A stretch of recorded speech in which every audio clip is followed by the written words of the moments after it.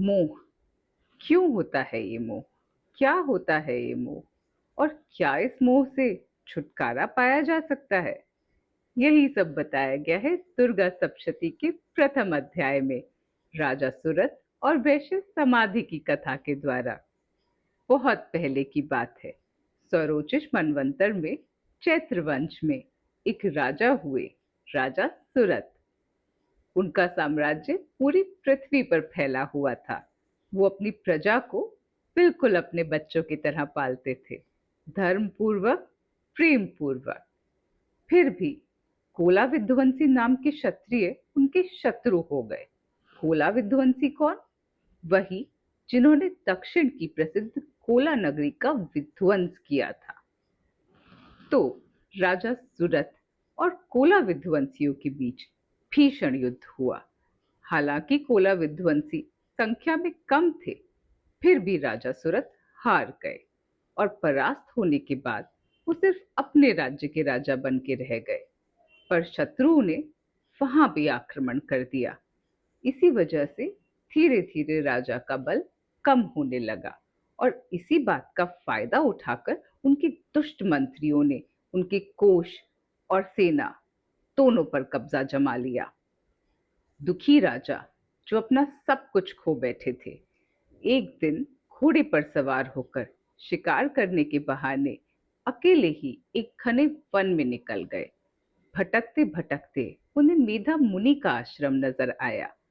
बड़ा ही अद्भुत आश्रम था वो, जहां सिंह भी अपनी हिंसक प्रवृत्ति छोड़कर प्रेम पूर्वक रह रहे थे। मुनि ने राजा का स्वागत सत्कार किया। राजा ने भी सोचा कुछ दिन यहाँ ठहर जाता हूँ, पर मोह, वो कहाँ उनका पीछा छोड़ने वाला था। कभी उन्हें अपनी नगरी की चिंता सताती, तो कभी अपने प्रिय हाथी की, कभी अपनी प्रजा की और कभी अपने कोष की। फिर एक दिन राजा ने मुनि के आश्रम के बाहर एक वैश्य को खड़ा देखा। वो भी उनकी तरह ही दुखी और चिंतित नजर आ रहा था। राजा उसके पास गए और पूछा, भाई, तुम इतना उदास क्यों हो?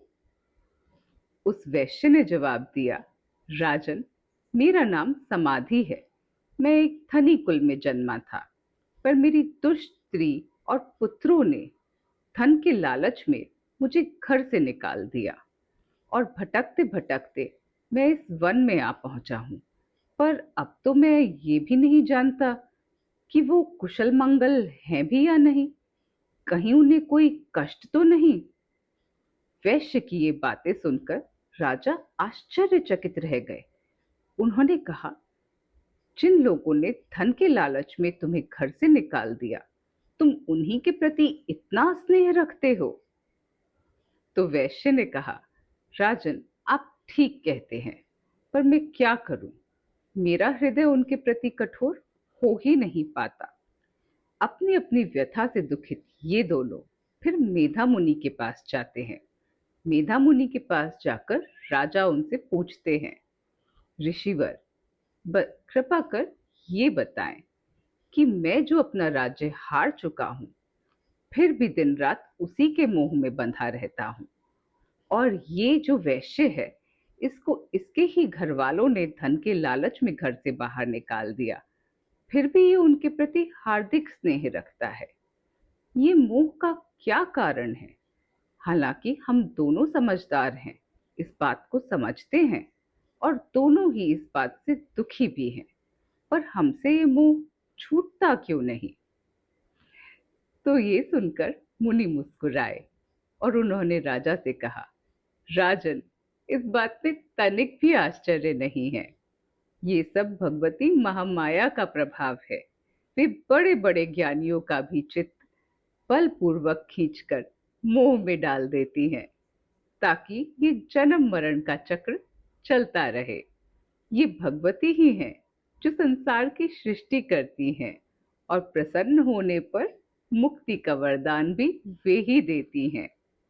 ये सुनकर राजा ने उत्सुकता से पूछा, ये भगवती कौन है? कृपया विस्तार से बताइए। तो ऋषि ने उन्हें माँ दुर्गा की कहानियां सुनाई। मधुकैटभ का वध, महिषासुर का वध, धूम्रलोचन, चंडमुंड, रक्त बीज, निशुंभ शुंभ का वध। और सारी कथाएं खत्म करते करते ऋषि ने उनसे कहा, देखा राजन, ऐसा है देवी का प्रभाव। अब तुम उन्हीं की शरण में जाओ। ये बात सुनकर राजा सुरथ और समाधि वैश्य दोनों देवी दुर्गा की तपस्या के लिए निकल गए। पहले तो उन्होंने धीरे धीरे करके अपना आहार कम किया, फिर निराहार ही अपने शरीर के रक्त की बलि देते हुए 3 वर्षों तक देवी की कड़ी तपस्या की। देवी उनकी तपस्या से प्रसन्न हुई। उन्होंने उन्हें दर्शन दिए और कहा, वरदान मांगो। तब राजा सूरत ने अगले जन्म में कभी ना नष्ट होने वाला राज्य मांगा और इस जन्म में अपने शत्रुओं को परास्त कर अपना राज्य पुनः प्राप्त करने का वरदान मांगा। और वैश्य समाधि ने, उनका मन संसार से विरक्त हो चुका था। वे समझदार भी थे, तो उन्होंने ममता और अहंकार रूपी आसक्ति का नाश करने वाला ज्ञान मांगा। देवी ने कहा, तथास्तु। और राजा सूरत को उनका राज्य लौटा दिया और अगले जन्म में सूर्य से जन्म लेकर सावर्णी मनु होने का वरदान भी दिया और वैश्य को मोक्ष प्राप्ति का ज्ञान दिया। इस तरह देवी उन दोनों का मनचाहा वर देकर अंतर्धान हो गई।